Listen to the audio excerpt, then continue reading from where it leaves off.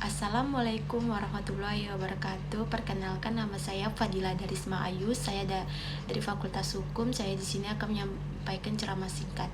Baiklah, Bismillahirrahmanirrahim. Alhamdulillah Alamin. Wassalatu wassalamu ala asrofil anbiya wa mursalin Sayyidina Muhammadin wa ala alihi washabihi ajmain.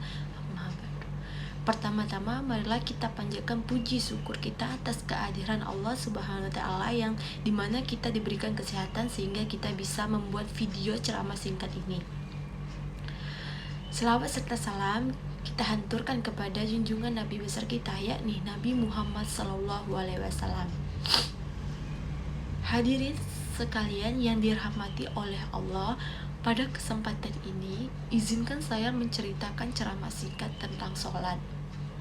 Sholat sebagai bagian dari rukun Islam. Seperti kita ketahui, ada beberapa rukun Islam yang meliputi: yang pertama, mengucap 2 kalimat syahadat; yang kedua, mendirikan sholat; yang ketiga, menunaikan puasa; yang keempat, berzakat; dan yang terakhir, pergi haji bagi orang yang mampu.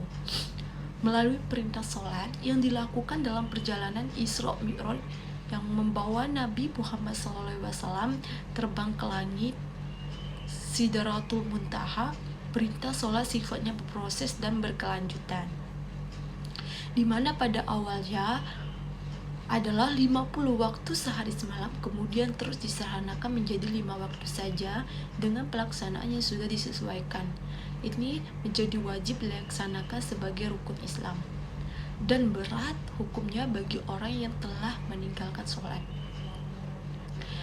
Terdapat di mana Quran surah Al-Baqarah ayat 45, wastabbiru bis-sabri was-shalah wa innahu lakabiratun ilal khashiin. Artinya, dan memohonlah pertolongan kepada Allah dengan sabar dan sholat, dan sholat itu sungguh berat kecuali bagi orang yang khusyuk.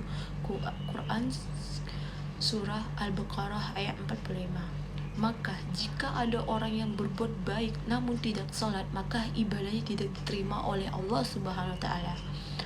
Pasalnya, banyak orang yang baik tapi tidak sholat. Untuk itu, sebaiknya kita menjalankan ibadah sholat 5 waktu dengan baik, sehingga amalan kita sepenuhnya diterima oleh Allah Subhanahu wa Ta'ala.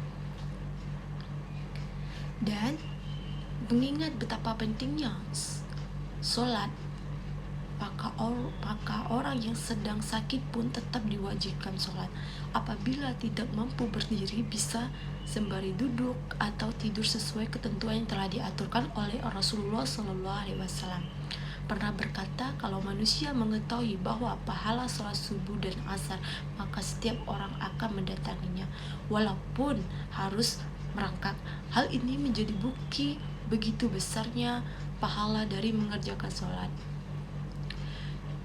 Dan sholat juga termasuk perbuatan baik atau amal, terutama kita nanti di surga ataupun kita dipertanggungjawabkan jawab kepada Allah.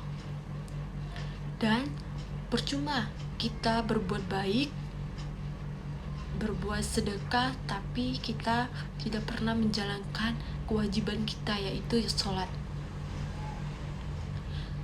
Sejahat-jahatnya kita kepada orang dan sejahat-jahatnya amal kita, perbuatan kita, dan akhlak kita, tapi ketika kita niat untuk menjalankan sholat dengan ikhlas, maka semuanya akan baik-baik saja dan kita bisa memperbaiki diri kita dengan cara sholat. Sholat juga membawa kita bekal untuk di akhirat nanti. Sholat juga bukan hanya untuk memenuhi rukun Islam. Sholat juga tempat di mana manusia untuk mengadu, mengeluh kesah, dan meminta petunjuk dan memberi ketenangan bagi jiwa kita dan pikiran kita, dan terutama hati kita. Mungkin sebagian orang melalaikan sholat itu, ya pertama ada kesadaran diri, ataupun ya emang melalaikan sholat itu bagi diri dia kayak, kan di mana tuh anak-anak muda sekarang banyak kayak misalnya nih ada yang mau berjalan keluar gitu kan, kebanyakan anak muda kan jalan kayak dari sebelum maghrib tuh udah pada keluar, kayak mikir ih dah sholat tuh nanti aja, dan pada akhirnya sholat tuh ditinggalkan. Nah dari situ sebagai anak muda saya semoga saya dan kesadaran teman-teman atau generasi muda, sikap itu tolong dibuang. Nah, sekian ceramah singkat saya ini, kurang dan lebihnya mohon maaf. Wabillahi taufiq wal hidayah. Wassalamualaikum warahmatullahi wabarakatuh.